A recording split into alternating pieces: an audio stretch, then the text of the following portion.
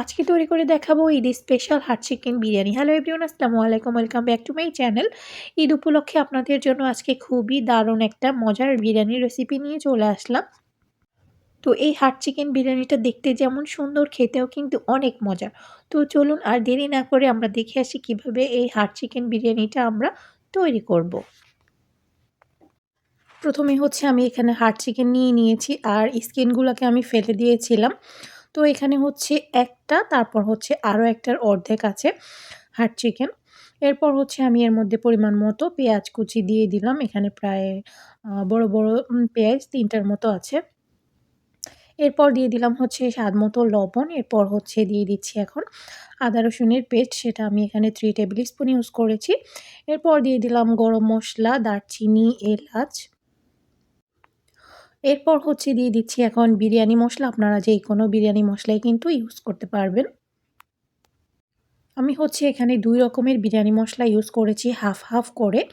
আপনারা চাইলে যেকোনো একটাও ইউজ করতে পারবেন। তো আমি সবসময় দেখা যায় যে ২ টাই ইউজ করে থাকি।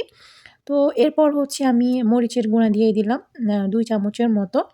এরপর দিয়ে দিচ্ছি টক দই। এখানে প্রায় ৩ টেবিল চামচের মতো হবে। আমি ফ্রোজেন করে রেখেছিলাম, সেটাই দিয়ে দিয়েছি। আপনারা চাইলে কিন্তু এখানে মরিচের গুঁড়াটা স্কিপ করতে পারবেন। এটা পুরোপুরি অপশনাল। এখন হচ্ছে হাত দিয়ে আমি খুব ভালো করে মিশিয়ে নিচ্ছি।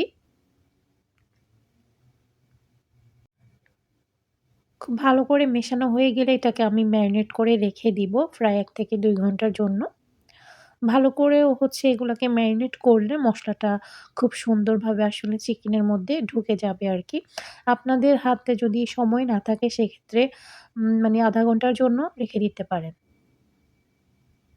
২ ঘন্টা পর এখন হচ্ছে আমি চুলাতে বসিয়ে দিয়েছি। কিছুক্ষণ পর হচ্ছে এখন ঢাকনাটাকে উঠিয়ে নিলাম। আর আমি হচ্ছে ভালো করে আবার নেড়েচেড়ে দিচ্ছি। আর চিকেন থেকে কিন্তু বেশ কিছুটা পানি বের হইছে, দেখতেই পাচ্ছেন। তো এই পানির মধ্যেই হচ্ছে ১ম এ আমি চিকেনটাকে কষিয়ে নিব ভালো করে। তো আমি হচ্ছে ওই পাতিলটাকে চেঞ্জ করে নিয়েছিলাম, কারণ স্টিলের পাতিলের কারণে বারবার চিকেনটা নিচে লেগে যাচ্ছিল। তো আমি হচ্ছে পরিমাণ মতো ঝোল দিয়ে দিলাম। তারপর হচ্ছে দিয়ে দিলাম কাঁচামরিচ।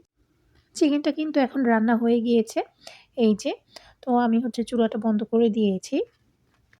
এরপর হচ্ছে আমি এখানে লং যে বাসমতিটা সেটা নিচ্ছি। আপনারা যেকোনো চাল দিয়েই করতে পারবেন। চালটাকে ধুইয়ে আমি হচ্ছে পানি দিয়ে চুলাতে বসিয়ে দিয়েছি। তো এর মধ্যে হচ্ছে স্বাদ মতো লবণ দিয়ে দিলাম। মানে হচ্ছে এই রাইসটার মধ্যে যতটুকু লবণের প্রয়োজন ততটুকু দিয়েছি আরকি। যেহেতু চিকেনে অলরেডি লবণ দেওয়া আছে। এরপর দিয়ে দিলাম অল্প কিছুটা তেল। এরপর দিয়ে দিচ্ছি গরম মসলা। দিয়ে দিলাম দারচিনি আর এলাচ। একটা দিয়েছি স্টার মসলা। চালটা যখন 80% হয়ে যাবে তখন হচ্ছে আমি পানিটাকে ঝরিয়ে নিব। এখন চলে আসলাম হচ্ছে বিরিয়ানিটার লেয়ারিং করার জন্য। ১ম এই হচ্ছে আমি যেই হাড় চিকেনটা রান্না করে রেখেছিলাম সেটা দিয়ে দিচ্ছি। আর এই বিরিয়ানির লেয়ারিংটা করতে আমার খুবই ভালো লাগে। তো আমি হচ্ছে ছড়িয়ে দিয়ে দিচ্ছি। পরিমাণ মতো দিয়ে দিলাম। এরপর হচ্ছে আমি যে এই রাইসটা রান্না করে রেখেছি সেটা দিয়ে দিচ্ছি।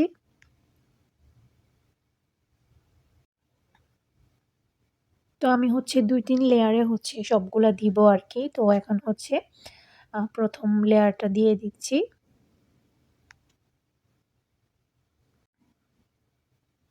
তো আমি হচ্ছে রাইসটাকে একটু ভেঙে তারপর হচ্ছে সুন্দর মতো দিয়ে দিলাম।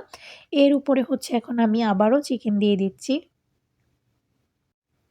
যারা এখনো হচ্ছে হাড় চিকেন দিয়ে বিরিয়ানি রান্না করেন নাই, অবশ্যই এই রেসিপি দেখে ঈদে একবারও ট্রাই করবেন। আশা করি আপনাদের খুবই ভালো লাগবে খেতে। ঝটপট হয়ে যাবে। আপনারা হচ্ছে মেহমানদারিও করতে পারবেন এভাবে চিকেনের বিরিয়ানি করে। এর উপর হচ্ছে এখন আমি আবারও রাইস দিয়ে দিচ্ছি।